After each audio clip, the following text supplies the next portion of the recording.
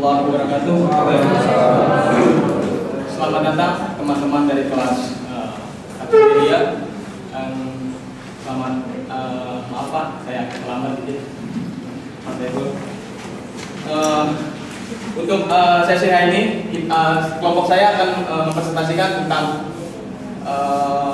landasan filosofis kajian budaya. Sebelum kita masuk ke presentasi, kita perkenalkan dulu kelompok saya ini. Dari sebelah kanan saya, Ali Yusuf.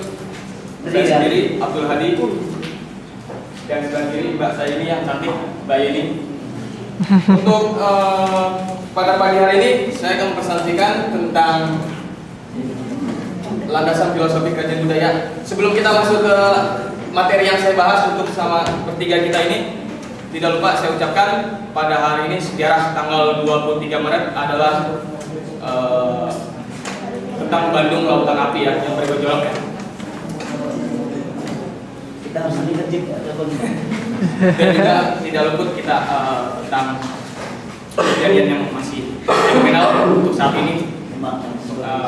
Sampai apa 2 pekan ini kita masih dibayangi tentang peristiwa-peristiwa yang lagi ramai tentang maskapai penerbangan MH370 ya. Kita terus prihatin atas musibah tersebut. Oke, untuk itu kita akan masuk dalam sesi presentasi saya dari kelompok kita bertiga. Untuk pertama sih, saya nggak panjang lebar, mungkin Ali dulu kali yang ngomong. Karena teman saya bukan Ima aja dulu. Oke, sebelumnya terima kasih untuk Ali. Silakan. Terima kasih saudara Hadi. Yang kita menyamakan persepsi kita tentang budaya. Sini aku mempunyai pengetahuan tentang budaya. Sini menurut Selo Sumarjan, aku mengambilnya dari ilmuwan Indonesia supaya kita lebih nasionalis ya. Saya namanya Sumarjan dan Sulaiman Sumardi. Yang dimaksud kebudayaan adalah seperti yang kemarin saya sampaikan, hasil karya, rasa dan cipta masyarakat. Dari itulah muncullah teori yang disimpulkan kebudayaan adalah sesuatu yang akan mempengaruhi tingkat pengetahuan dan meliputi sistem ide atau gagasan yang terdapat dalam pikiran manusia, sehingga dalam kehidupan sehari-hari budaya itu bersifat abstrak. Dari unsur-unsur kebudayaan menurut ilmuwan Indonesia juga yang telah disampaikannya waktu itu 85 tahun 1985 menyebutkan ada 7 unsur kebudayaan, yaitu yang pertama sistem teknologi, peralatan, bisa saya jelaskan lagi yang disebut sistem teknologi kita ini yang perangkat alat komunikasi ini yang disebutnya sistem organisasi masyarakat. Di situ ada organisasi seperti organisasi ormas, ada HMI, dan sekarang ini partai politik. Bahasa, nah bahasa yang digunakan sehari-hari kita itu adalah termasuk unsur-unsur kebudayaan. Sistem mata pencarian hidup dan sistem ekonomi, sistem pengetahuan, sistem religi. Lanjut, wujud kebudayaan menurut J.J. Kunikman, wujud kebudayaan adalah dibedakan menjadi tiga. Yang pertama gagasan, aktivitas, dan artefak. Ini gagasan bisa teman-teman baca, mungkin saya akan sekilas saja. Gagasan, ada aktivitas, dan artefak. Gagasan seperti wujud, ide kebudayaan adalah kebudayaan yang membentuk kumpulan ide, gagasan, nilai-nilai, norma, peraturan. Teman-teman juga bisa menyampaikan ide, gagasan, dan nilai-nilai, norma, dan peraturan itu sudah dibuatnya, dikodifikasi dengan sistem undang-undang kita. Ide-ide, gagasan, teman-teman juga bisa menyampaikan ide atau gagasan itu yang disebut budaya. Aktivitas atau tindakan kita, baik itu tindakan yang baik ataupun tidak, itu adalah budaya kita juga. Artefak adalah wujud kebudayaan fisik yang berupa hasil dari aktivitas, perbuatan, dan karya semua manusia dalam masyarakat, berupa benda-benda atau hal-hal yang dapat diraba, dilihat, dan dikomentasikan. Maksudnya bisa dikomentari ya. Ini lebih jauh lagi kita akan lebih jauh lagi mengenai culture budaya ya. Akan serahkan bisa disampaikan sama saudara Hadi. Terima kasih. Tolong disampaikan.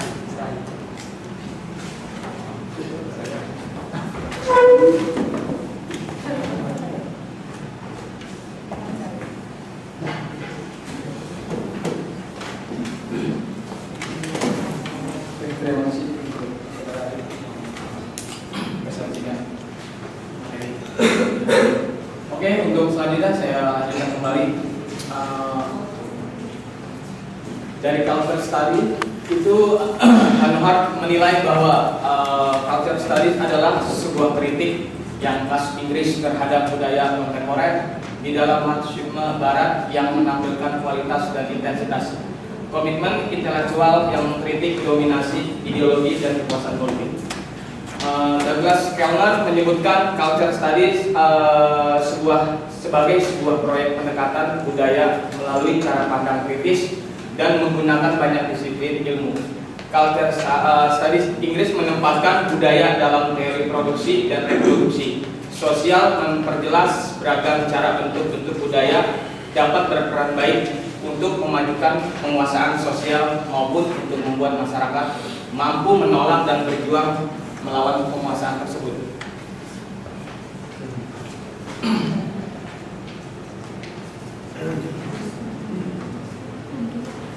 Sebelum masuk ke slide ini, saya akan bahas tadi karena masalah culture studies itu. Untuk mengetahui nilai guna dari culture studies itu dapat dilihat dari perubahan makna ya. Kata culture itu pada awalnya culture berarti pada awalnya culture ya, berarti kecenderungan dalam pertumbuhan alamiah atau proses pendidikan manusia. Jadi dalam masa industri Inggris itu kata itu kemudian mendapat beberapa arti yang khas ya. Yang pertama kebiasaan khusus, kebiasaan berpikir, habit of mind yang terhubung dengan kesempurnaan atau penyempurnaan diri manusia. Dan yang kedua, keadaan dari arti culture studies itu yaitu adalah keadaan umum dari perkembangan intelektual untuk suatu masyarakat secara keseluruhan. Oke, untuk Kellner tersebut memberikan penekanan juga pada pisau analisis. Culture studies berupaya banyak disiplin ilmu atau lintas disiplin ilmu serta target yang diharapkan dari masyarakat. Memosisikan budaya dalam konteks teori produksi dan reproduksi sosial yang cenderung bersifat ekonomis dan sosiologis serta sudah pasti politis. Hart mempertautkan budaya dengan ideologi dan politik. Istilah budaya dalam culture studies menurut John Story, objek kajian dalam culture studies bukanlah budaya yang didefinisikan dalam pengertian yang sempit, yaitu sebagai lingkungan estetis atau seni tinggi, juga bahkan budaya yang didefinisikan dalam pengertian yang sama-sama sempit, yaitu sebuah proses perkembangan estetik, intelektual, dan spiritual, melainkan budaya yang dipahami sebagai teks dan praktik hidup sehari-hari. Menurut Yasser Amirkian yang merinci objek kajian budaya sebagai isu-isu yang diangkat pada fase modern dan fase postmodern, pilihan menguraikan beragam budaya kontemporer yang disemarakan pemikiran-pemikiran kalangan post-strukturalis dan postmodernis. Menurut kesemarakan pemikiran-pemikiran itu tidak beranjak terlalu jauh dari teori kritis. Dan menurut Sandar, penilaian Sandar dengan memunculan kata hegemoni yang mengingatkan kepada Gramsci makin memperjelas keterkaitan antara teori kritis dan culture studies. Lebih tepatnya pengembangan atas kritik yang dilakukan teori kritis terhadap objek-objek yang dibidiknya. Bahkan culture studies mencoba bergerak lebih lincah dengan menghimpun pemikiran-pemikiran lain secara lintas disiplin bahkan lintas zaman. Oke, untuk selanjutnya, slide selanjutnya dituliskan oleh Mbak Yeni. Ya, untuk pendekatan cultural studies itu mempertautkan berbagai sudut pandang dalam membongkar fenomena-fenomena budaya populer seperti yang dari kemarin sudah disebutkan ya, ideologi, politik, ekonomi, sosialis, kulturalis, dan strukturalis. Artinya ketika kita dihadapkan pada kegiatan penelitian dengan pendekatan cultural studies, dengan sendirinya kita akan melakukan pembongkaran atas objek penelitian dengan menggunakan 6 sudut pandang tadi dan metode-metode yang dikembangkan dalam sudut pandang tersebut. Dan pendekatan cultural studies juga mempertautkan 6 sudut pandang itu dan akan mengangkat kesempatan kita pada dua persoalan besar yang menjadi wilayah penelitian, yaitu era modern dan era postmodern, yang masing-masing wilayah memberikan tema-tema kajian dengan pendekatan cultural studies tersebut. Sebagai sebuah disiplin secara genealogis, cultural studies berkembang tidak atas tuntutan teori semata, tetapi atas dasar sebuah pemikiran ideologis. Ia berkembang dengan berlandas pada pertanyaan-pertanyaan praktis atau ideologis yang mempertanyakan dan menginterogasi makna kebudayaan dan sifat universalitasnya, mengangkat isu-isu mengenai formasi sosial, kekuasaan budaya, hegemoni budaya, dominasi dan juga regulasi yang menggerakkan resistensi, subversi dan perjuangan kultural. Kultural studies juga merupakan kecenderungan cara berpikir atau model analisis atau model pemahaman yang berkembang dan mengkombinasikan berbagai teori dan metode yang telah ada atau sedang berkembang sehingga bersifat sangat dinamis, terus bergerak dan terus menjadi. Dan berbicara tentang landasan filosofis itu akan terhubung dengan teori kritis, dan kita akan membicarakan tentang beberapa istilah dalam teori kritis ya. Istilah teori kritis pertama kali dikemukakan oleh Mark Horkheimer pada tahun 30-an, dan awalnya teori kritis berarti pemaknaan kembali gagasan-gagasan ideal modernitas yang berkaitan dengan nalar dan kebebasan. Pemaknaan ini dilakukan dengan mengungkap definisi dari gagasan-gagasan ideal tersebut dalam bentuk saintisme, kapitalisme, industri kebudayaan dan juga institusi politik. Marx juga menjadikan filsafat sebagai sesuatu yang praktis, yakni menjadikannya sebagai suatu kerangka berpikir masyarakat untuk mewujudkan idealitasnya, dan dapat diartikan juga sebagai teori yang menggunakan metode reflektif dengan melakukan kritik secara terus-menerus terhadap tatanan atau institusi sosial, politik atau ekonomi yang ada. Teori kritis menolak skeptisisme dengan tetap mengaitkan antara nalar dan kehidupan sosial. Dengan demikian, teori kritis menghubungkan ilmu-ilmu sosial yang bersifat empiris dan interpretatif dengan klaim-klaim normatif tentang kebenaran. Beberapa macam tentang teori kritis, yaitu Marxisme. Marxisme dianggap sebagai dasar pemikiran dari semua teori kritis ya. Marxisme berasal dari pemikiran Karl Marx, seorang ahli filsafat, sosiologi dan ekonomi. Dan menurut Karl Marx, dalam sistem kapitalis yang mengutamakan profit, terjadi pemerintahan ekonomi dengan cara penciptaan kebutuhan artifisial atau palsu lewat kepastian kaum kapitalis. Namun Karl Marx tidak bicara ekonomi semata. Usahanya untuk membuka pembebasan manusia dari penindasan kekuatan ekonomi. Berikutnya ada Frankfurt School. Frankfurt School sering dipahami sebagai aliran kritis. Teori-teori kritis banyak dikembangkan oleh akademisi dengan meninggalkan sejarah asli Marxisme, namun perlawanan terhadap dominasi tetap menjadi ciri khas. Teori-teori ini sering disebut dengan neo-Marxis atau Marxis dengan huruf F kecil. Frankfurt School terdiri dari sekelompok ilmuwan Jerman di bidang filsafat, ekonomi, dan sosiologi yang tergabung dalam The Institute for Social Research yang terdiri pada tahun 1923. Anggota-anggotanya antara lain Mark Horkheimer tadi, Max Horkheimer, Theodor Adorno, dan Herbert Marcuse. Dalam Frankfurt School dikenal nama Jürgen Habermas, murid termasyhur Theodor Adorno yang memahami teori secara fundamental.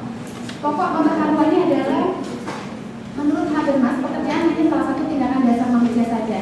Di samping pekerjaan masih ada tindakan yang sama dasarnya, yaitu interaksi atau komunikasi antar manusia. Dan pada konteks kedua ini kemudian nama Jürgen Habermas menjadi sangat terkenal ya di kalangan akademisi komunikasi. Habermas juga memperlihatkan bahwa komunikasi tidak mungkin tanpa adanya kebebasan. Dan berikutnya ada postmodernisme. Ini adalah paham yang menolak pencerahan yang dijanjikan modernitas. Menurut penganut postmodernisme, modernitas ditandai dengan munculnya masyarakat industri dan banyaknya informasi yang telah memanipulasi berbagai hal termasuk pengetahuan. Ya. Dan poststrukturalis adalah salah satu contoh dari postmodernisme tadi yang secara khusus menolak makna-makna tanda yang sudah terstruktur dalam pola pikir masyarakat, dan setiap orang bebas menafsirkan makna tanda yang ditemui. Kemudian ada postkolonialisme yang salah satu contoh postmodernisme juga, tapi yang secara khusus mempelajari budaya-budaya yang ada saat ini sebagai akibat proses penjajahan masa lalu. Kajian budaya. Teori-teori dalam kajian budaya berminat dalam mempelajari budaya-budaya yang diinginkan oleh ideologi-ideologi dominan yang pada sebuah budaya. Fokus kajian budaya adalah perubahan sosial, yaitu munculnya atau diakuinya budaya-budaya yang termarginalkan tadi.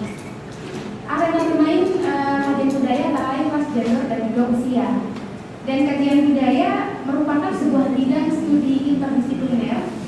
Salah satu teori atau konsep dalam postmodern khususnya postkolonialisme dan juga dapat dikategorikan sebagai kajian budaya adalah teori identitas budaya yang dibuat oleh Stuart Hall. Teori ini menolak identitas Afrika ke orang-orang seperti yang diberikan oleh Eropa atau orang-orang ada tambahan teknik lagi.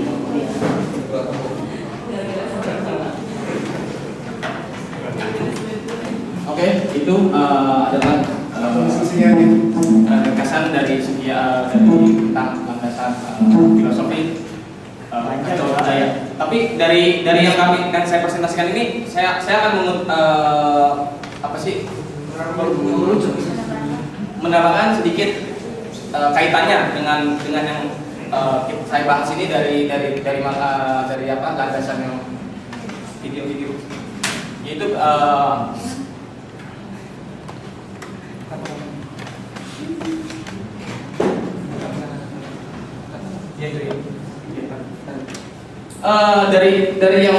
dari kelompok kita yang tadi kita presentasikan adalah nanti saya kaitkan dengan media komunikasinya, yaitu dengan sebuah film yang diproduksi oleh MD Entertainment ya. Saya ambil dari YouTube sih sedikit tentang Roman Picisan itu. Sedikit dari gambaran Roman Picisan itu, culture budaya di mana sih kenapa saya ambil Roman Picisan? Karena film ini mengatasnamakan tentang budaya si ceweknya itu dari budaya keraton Solo dan si cowoknya itu dari budaya Bali. Jadi dari orang tuanya si cewek ini tidak memberi restu lah untuk pernikahan dari si, karena adat Jawa pun sangat kental ya dengan budaya yang mungkin bisa kita lihat di kerajaan-kerajaan seperti di Indonesia ya, di Jogja, Solo, dan sebagainya ya. Itu mengatasnamakan bahwa kenapa budaya Jawa itu sangat kental, fenomenal juga ya, karena dia apalagi dari segi pernikahan, dia itu tidak mungkin bisa dibilang untuk memilih bobotnya, bebetnya, bibitnya gitu ya. Dari background keluarganya pun budaya adat Jawa pun sangat lebih apa ya?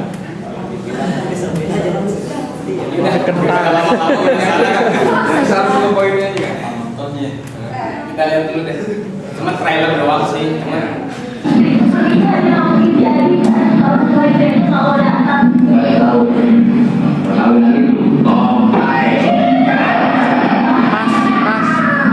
Lampu.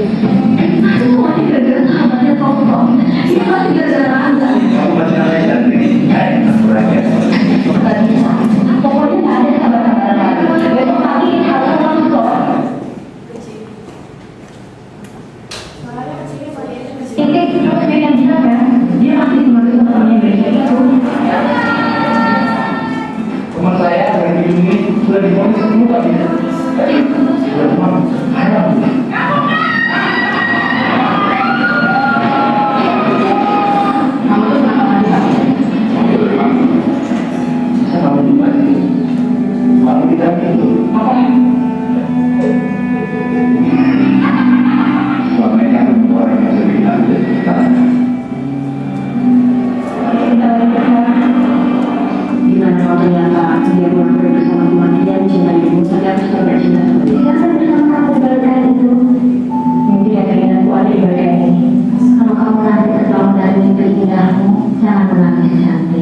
Pokoknya gue gak mau cerita lagi soal itu.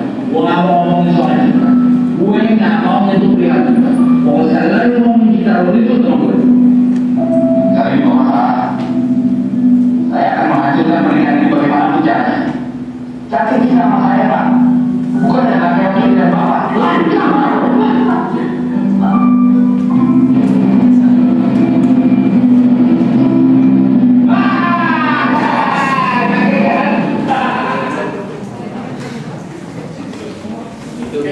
Sedikit sekedar sedikit jangan terlalu serius juga materi yang dibahas.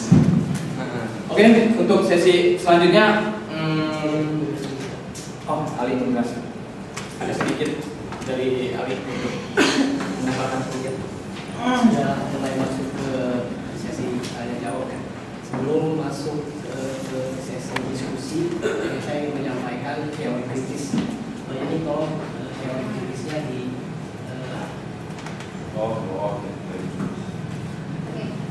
ya ini isi materi kali ini adalah masing-masing dari ilmuwan menyampaikan teori-teorinya. Tapi yang kita sampaikan di sini tertariknya teori kritisnya si Marx. Marx ini yang fenomenal yang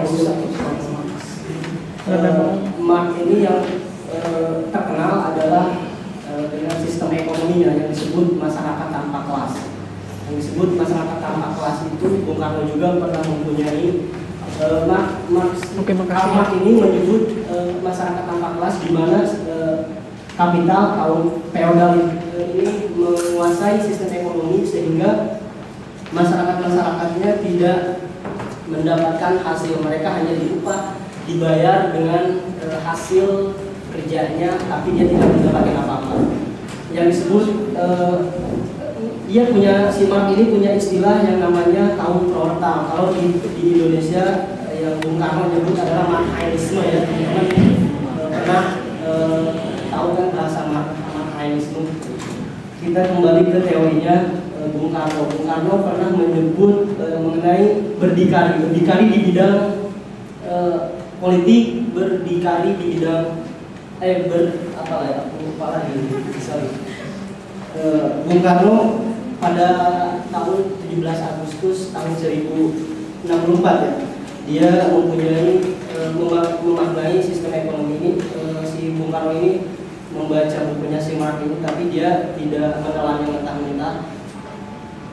Dia muncullah istilah berdikari di bidang politik. Pertama, berkepribadian di dalam kebudayaan. Nah, yang dimaksud di sini juga Bung Karno juga punya istilah yang disebut kebudayaan.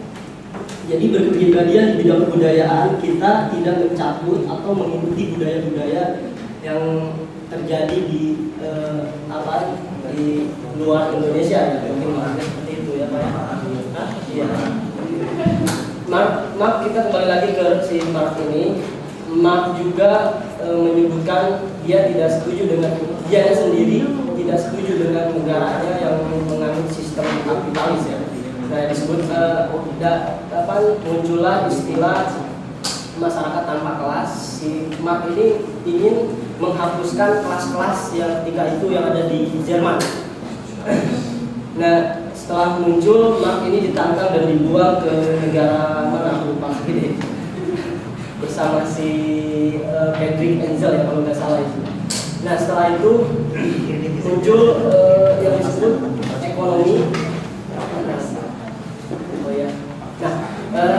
Aku hanya gambaran itu aja ya, Karl sama Bung Karno yang saya ingin, karena ini teori kritis, saya ingin coba melokasikan teori kritis ya.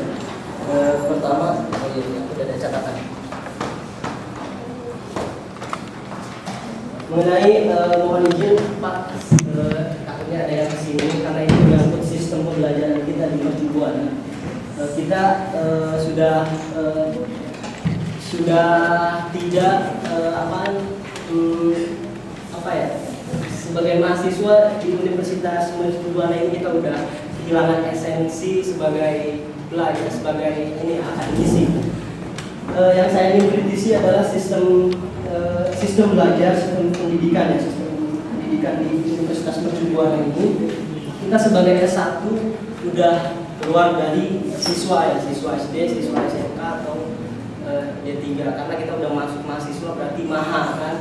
Mahasiswa ini berarti pemikirannya itu harus mahal dari SD ataupun dari SMK, SMA sekalipun. Yang saya ingin kritisi adalah sistem pengajarnya di Universitas Mercubuana Pak. Mohon maaf, ini saya sering memprihatinkan. Yang pertama adalah mata kuliah yang dipecah-pecah di sini.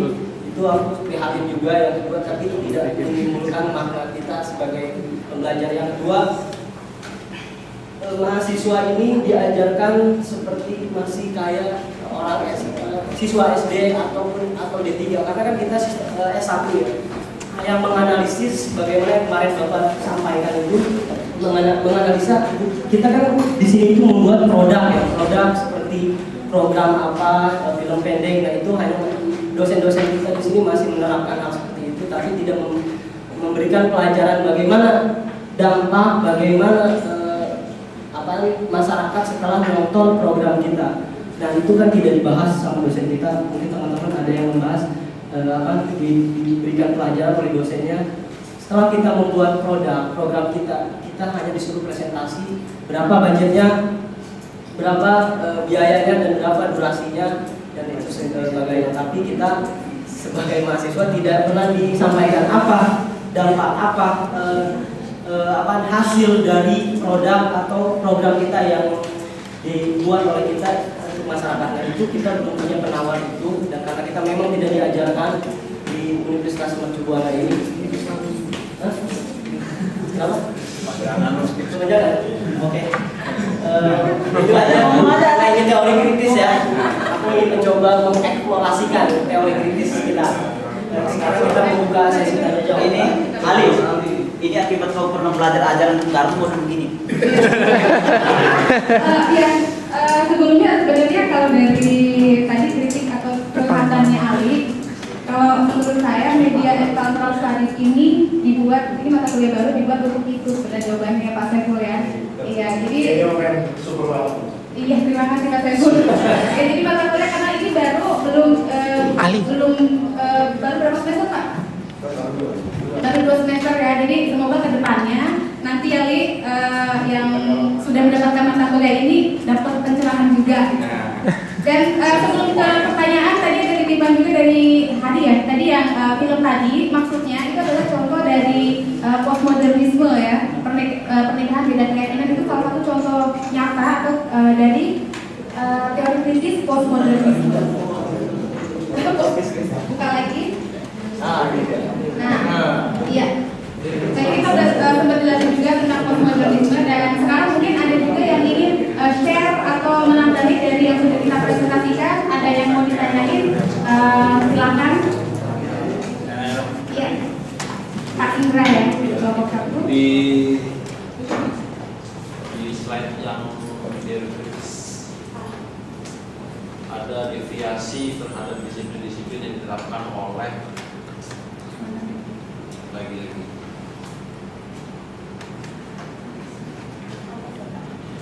itu dia dari faktual. Nah ini deviasi dari gagasan-gagasan beliau tersebut dalam bentuk saintisme, kapitalisme, industri kebudayaan, dan institusi politik. Kaitannya dengan ajaran Marxisme apa ya? Sama ajaran Marxisme. Marxisme itu kan komunis. Iya. Nah, maksudnya kenapa di sini disebut deviasi? Deviasi. Itu istilahnya deviasi juga kan? Paham. Deviasi itu tidak sesuai. Oh iya.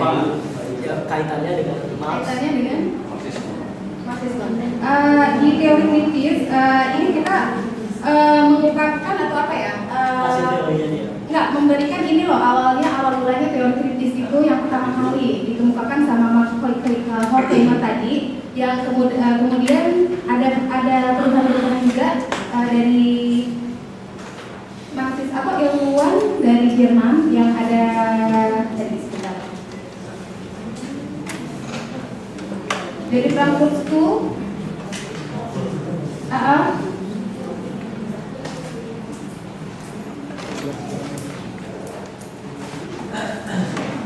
Ini ya Pak ya.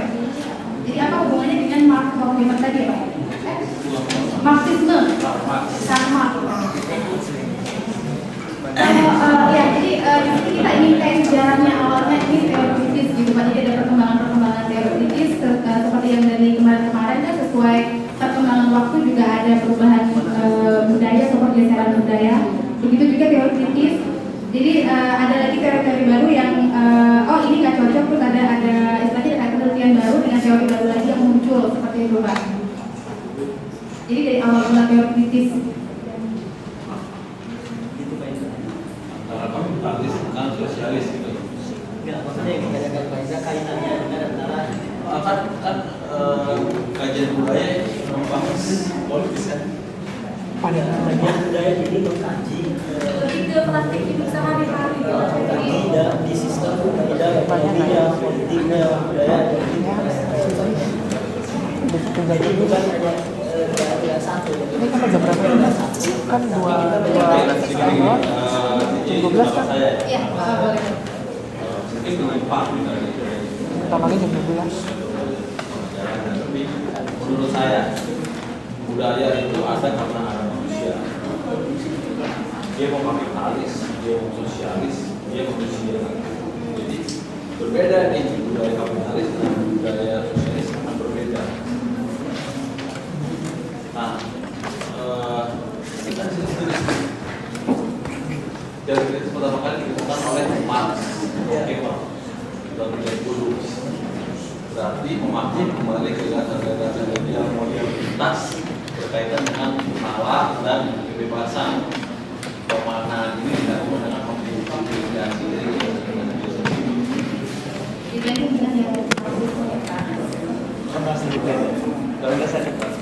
Jadi gimana maksudnya Pak? saya nggak ngerti kan maksudnya gini. Kaitannya apa nih? Dengan Marx, pemikiran Marx. Kaitannya marxisme, Gini, jadi dulu bukan dulu ya. Ketika itu si Marx itu kan kalau disebut Marxisme itu pengikutnya. Kalau Soekarno kan Soekarnois. Nah, kalau ini dia adalah Marxis. Jadi mereka mengadopsi atau pengikut paham-paham mengenai si Marx, si Karl Marx. Si Karl Marx ini dia mempunyai sistem yang disebut sistem ekonomi. Nah, di sistem ekonomi itu muncullah sebuah hasil penelitian dia, metode cara berpikir dia yang disebut namanya tadi yang aku sampaikan adalah masyarakat tanpa kelas. Nah, di situ dia menyebutkan istilah masyarakat tanpa kelas itu dia ingin menghapus istilah kapitalis. Sesungguhnya si Marx itu tidak setuju dengan sistem kapitalis yang ada di negara dia. Gitu Pak. munculnya kajian budaya. Ya, inilah kajian yang disebut kajian culture studies. Namanya juga kan culture. Itu kan budaya studies itu kita dipelajari gitu Pak. Begitu mungkin. Bukan mungkin. Atau mungkin ada yang mau menambahi yang tidak setuju Pak Tri? Iya. Gini loh maksud saya begini. Marx ini kan muncul ketika di negaranya itu kan ada dia sebenarnya memberontak apa yang sudah ada. Ya. Seperti kamu bilang dia akan membentuk apa masyarakat tanpa kelas. Tapi dia sendiri tidak sadar bahwa dia memberontak itu dia membentuk kelas baru. Kelas baru. Dan sebenarnya yang kelas-kelas juga dia tidak sadar tentang itu. Dan sampai sekarang pun komunitas Marxisme orang-orang yang tercimpung dalam situ pun sama. Mereka membentuk komunitas baru. Mereka menggunakan kelas-kelas yang waktu itu Marx memberontak, tapi mereka tidak sadar bahwa mereka sendiri adalah kelas. Ya, itu boleh saya tambahkan ya. Tadi yang disampaikan Yohanes cukup kritis juga karena ini teori. Marx itu sebenarnya dia memberontak tapi dia tidak sadar gitu. Dia memberontak dalam tidak sadar. Ya, itu Yohanes gini. Dia Yosef. Yosef gini. Jadi begini. Dia tadi kan Yosef mengatakan membuat kelompok baru. Nah, ketika si Marx ini membuat kelompok tidak sadar yang seperti Yosef sampaikan, yang disebut tidak sadar dia membuat kelompok. Nah, itu mempersempit kelompok yang sudah ada. Tadinya kapitalis yang indikasinya yang. Tapi bukan berarti dia membentuk masyarakat tanpa kelas. Itu tidak salah besar. Maksudnya yang disebut masyarakat tanpa kelas itu bukan masyarakat yang membuat organisasi baru, tapi masyarakat tanpa kelas itu semua pendapatan ekonominya itu setara gitu. Jadi tidak mempersempit buat si Marx ini membuat maksudnya kenapa dia tidak sadar? Kenapa dia tidak sadar bahwa di mana-mana pun yang namanya kapitalis itu selalu ada. Yang namanya kelas atas dari yang kaya sampai yang miskin pasti ada dalam sebuah negara. Itu mau cari di mana saja sama. Kalau mau cari satu negara kaya semua itu nggak mungkin. Jadi Marx itu sebenarnya nggak sadar. Ya memang. Iya. Ya ada ya. Yang pertama yang disebut masalah tanpa kelas itu kita kalau kita pernah membaca buku sosiologi ada yang namanya stratifikasi sosial ya. Yang menyebabkan masyarakat berkelas itu pertama adalah sistem ilmu pengetahuan, kepemimpinan, apalagi ya. Harta benda, itu mungkin salah satunya Pak ya. Nah itulah ya, jadi yang membuat kita menjadi berkelas itu adalah perbedaan antara ilmu pengetahuan, kedua sistem ekonomi kita, harta benda kita, material kita berbeda, dan yang ketiga adalah kekuasaan. Itulah yang disebut terjadilah masyarakat tanpa kelas itu yang disebut kelas-kelas stratifikasi sosial. Stratifikasi itu. Iya. Jadi tujuan awalnya itu tadi kan untuk membuka pembebasan manusia dari penindasan kekuatan-kekuatan ekonomi. Mungkin kena sindrom kali ya. Ya itu sindrom, tapi memang karena ini orang yang miskin sebenarnya. Dia mau bicara. Kamu bisa dulu mah, karena dia jadi terkenal bisa dia bikin gaya, lalu dia memberontak. Enggak seperti itu. Mark ini sejarahnya orang tuanya memang dia pertama advokasi ya. Advokat kalau tidak salah si Mark ini orang tuanya advokat. Kedua orang ibunya itu kalau tidak salah pendeta ya. Enggak, dia enggak disebut masyarakat miskin. Si Mark ini memang dia kaya. Masyarakat pas-pasan. Kita lanjut ke itu dulu kan yang pertanyaan dulu. Iya, tadi biasa udah Nanti ini aja face-to-face aja. Enggak, di sini aja. Masih ada sama yang makin. Itu bisa jadi ruang diskusi yang lain. Iya, diskusi yang lain. Ngopi. Iya, Mas Darto ya. Ya kita bicaranya agak lebih menyempit lagi deh. Iya. Nah di sini kan temanya tadi kan landasan filosofi kajian budaya, ya kan? Jadi kalau menurut saudara itu yang menjadi landasan filosofinya itu dari kajian budaya itu sendiri apa gitu loh? Tadi lebih banyak bicara tentang teori-teori, saya nggak tahu apa sebenarnya intinya itu landasan itu apa. Terus tadi kan ada dikasih contoh film ya. Berarti kan itu contoh dari tema yang ini kan, tentang landasan filosofi itu. Sementara kalau kajian budaya sendiri atau cultural studies sendiri itu tadi ada di slide, cuma coba bisa dibuka karena di buku ini ada. Kalau dibilang kan di sini buku di halaman berapa Mas Dharma? Halaman 26. Halaman 26. Emang Istilah budaya dalam kultur studies menurut John Story lebih didefinisikan secara politis ketimbang secara estetis. Objek kajian dalam kultur studies bukanlah budaya yang didefinisikan dalam pengertian yang sempit, yaitu sebagai analisis lingkungan, estetis atau seni tinggi. Juga bukan budaya yang didefinisikan dalam pengertian yang sama-sama sempit, yaitu sebagai proses perkembangan estetik, intelektual, dan spiritual.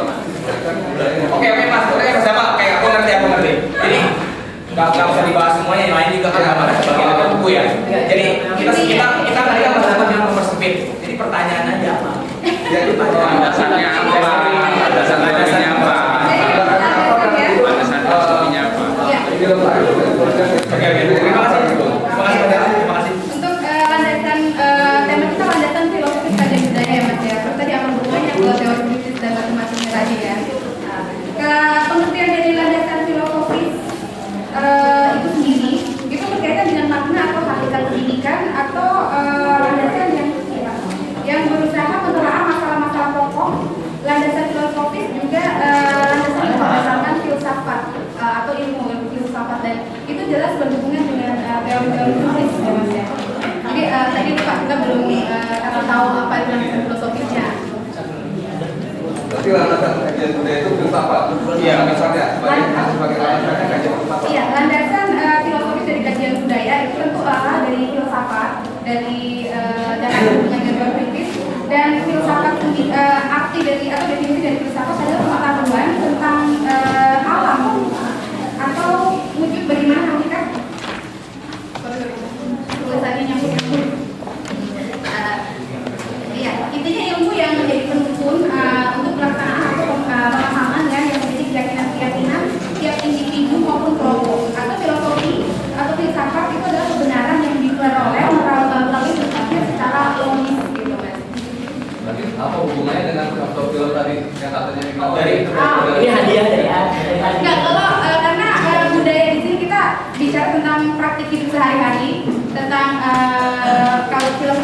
tentang pernikahan beda keyakinan. Tadi saya sempat kasih tahu kalau itu ada contoh dari postmodernisme. Jadi postmodernisme itu juga salah satu dari teori kritis. Ya, sementara dalam kajian budaya itu Protestan itu kan budaya yang dalam Protestan itu kan budaya yang di luar kan. Kalau itu kan budaya itu kan ada istiadat kan, dibilang seni tinggi gitu loh. Kan ini dibilang Kita tidak perkembangan lagi dari intelektual dan spiritual itu kan budaya seperti itu, bukan budaya sehari-hari. sebentar. Kalau di presentasi yang kita sajikan tadi kita udah di sebelah mana ya? Tadi kita sudah nah ini ya dari John Torrey ini bukan budaya seperti yang mempunyai keanehan seperti seni kini tadi Mas Dedi, lebih ke melainkan budaya yang dipahami sebagai teks dan praktik hidup sehari-hari. Oke, terima kasih. Oke, kita sama-sama belajar lah. Ya, jadi abis ini setelah ini bisa tanya sama diskusi kelas sama suhunya. sama tubuhnya. Boleh saya